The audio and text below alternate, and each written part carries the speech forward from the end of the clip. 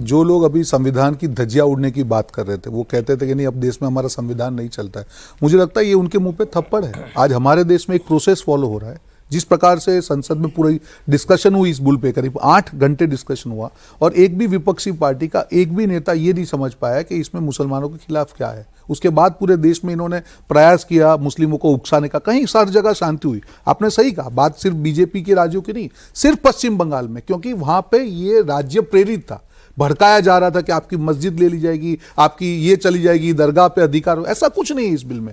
It is a management bill. पूरे देश ने उसको स्वीकार किया।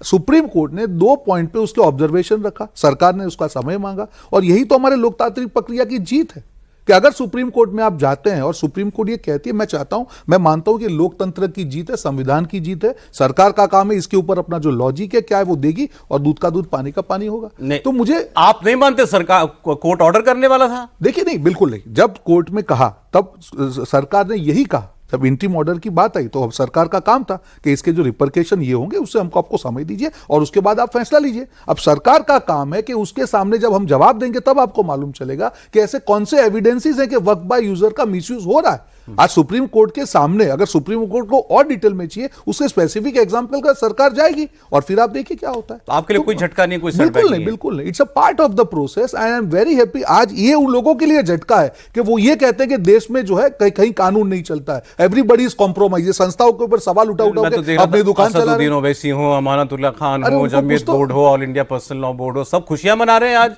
कि सुप्रीम कोर्ट ने देखो तमाचा मारा सरकार को। खुशी मनाने दीजिए, मिला कुछ नहीं है तो गाल बजाने से तो कोई स्थिति में परिवर्तन होने वाला नहीं।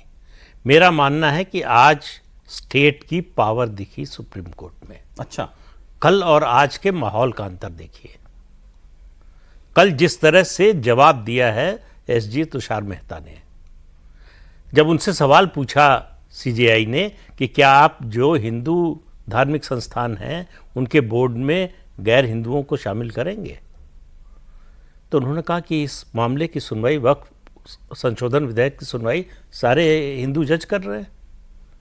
तो चिढ़ गए सीजेआई। उन्होंने कहा नहीं, जब हम यहाँ बैठते हैं तब हमारी सारी पहचान खत्म हो जाती है। तो ये सिलेक्टिवनेस नहीं चलेगी, एक बात। दूसरी बात, ये तुलना ही नहीं हो सकती है।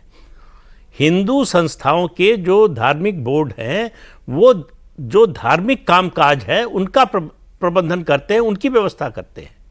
वक्फ बोर्ड जो संपत्ति वक्फ की गई है, अल्लाह के नाम की गई है, उस संपत्ति की देख रेख के लिए है, उसके प्रबंधन के लिए है। सर आप तर्क देते रहे, वो तो प्रोविजन रुक गया ना सर 5 तारीख तक। कुछ नहीं रुका है।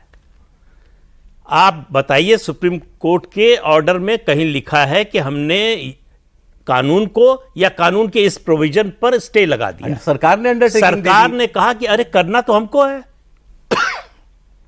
भाई, आप कह रहे हैं तो हम जो है जब तक ये सुनवाई चल रही है नहीं करेंगे।